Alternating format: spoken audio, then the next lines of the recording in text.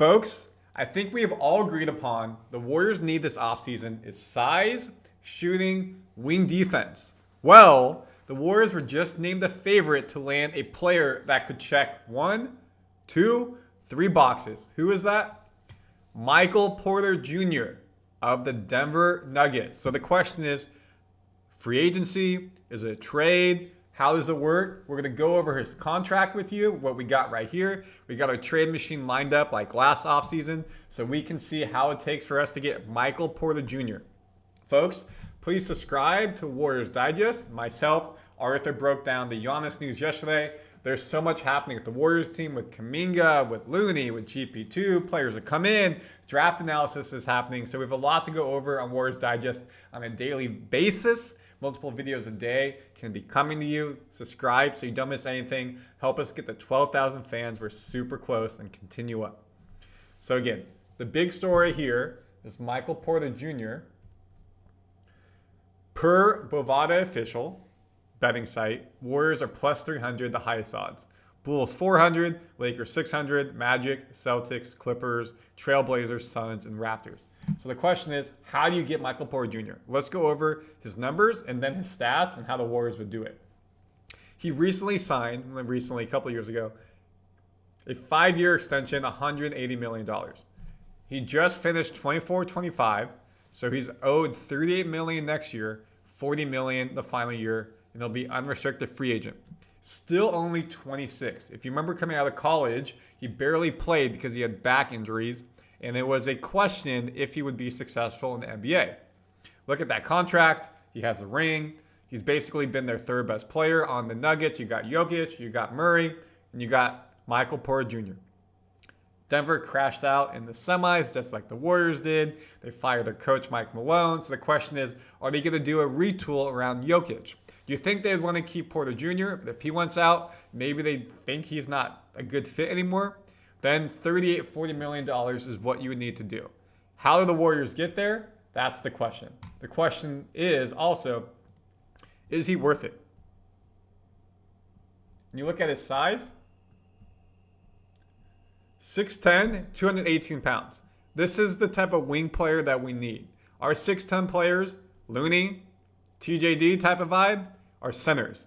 Porter Jr. is a small forward, can guard 2, 3, 4, get on the wing, can be able to get and bang down low a little bit, not the most, but it would be a massive pickup at 26 years old. Still a couple years away from his prime.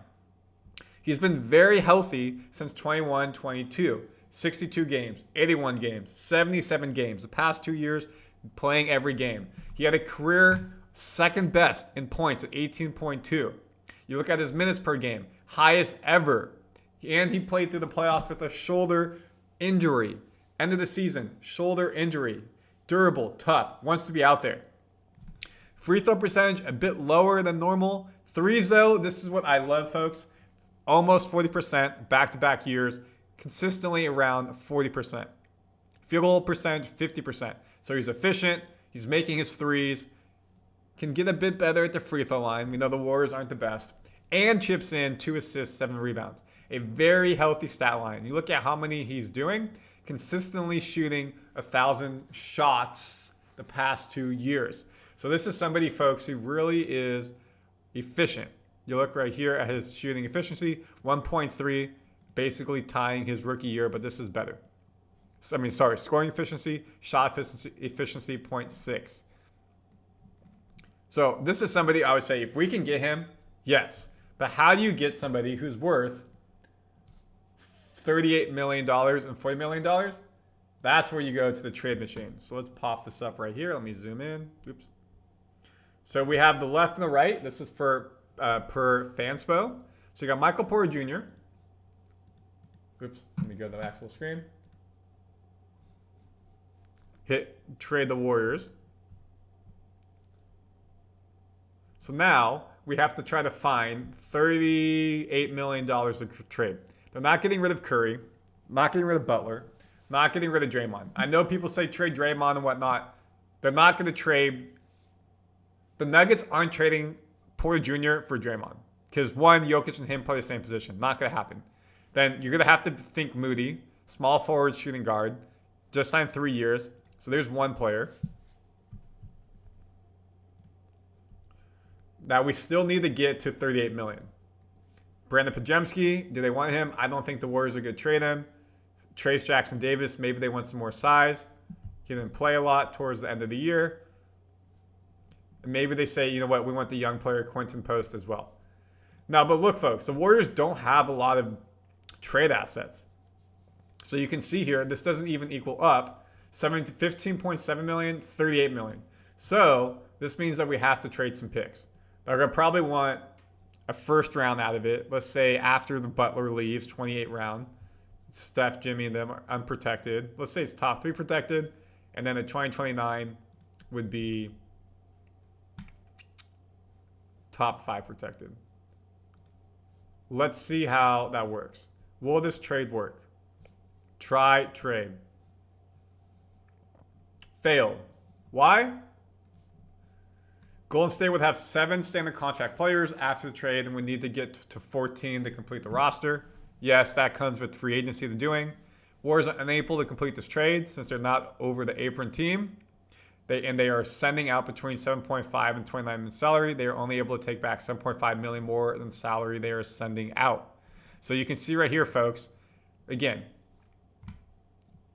tax space 10.9, apron space 17.4, outgoing cap 15, incoming 38 million. So this trade is not going to work because there needs to be enough here. So if we go back, how do we make this work then? Then you would have to throw in, it would have to be somebody like a Jimmy Butler or Draymond Green. You know, maybe you have to throw in Buddy Hield as well. But now, folks, if you do this, again, you're just limiting trade the Nuggets. Let's say they don't want Trayce Jackson-Davis, they just want Quinten Post. They're just limiting your bench now. Again, doesn't work because of how much is coming in. Apron space 9.8, tax space 1.8, 21. So how much are we sending over? 15.5 minus 15.5. And this is 38 million, not there.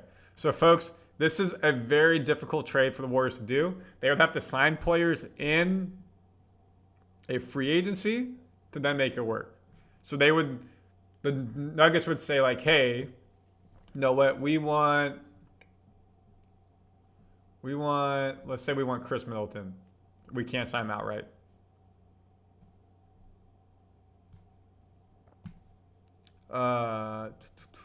Keep.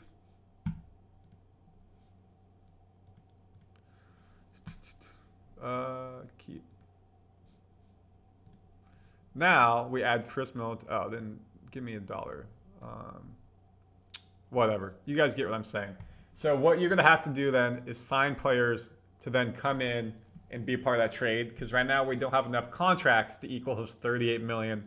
Because you're not giving up Steph, Dre, or Jimmy in this trade. Because the Nuggets aren't going to want that. And that's the core we're talking about. So comment your thoughts. Would you want Michael Porter Jr.? The answer is yes. Now, secondly, like, how do you make it work? And don't just comment, hey, these players for that. Like you just saw, as I showed you, you have to make the numbers work to do it. It can't be hypothetical. And that's a tough trade for the Warriors to do without signing free agents to fill that. Like, subscribe, and of course, be on the lookout for the next video.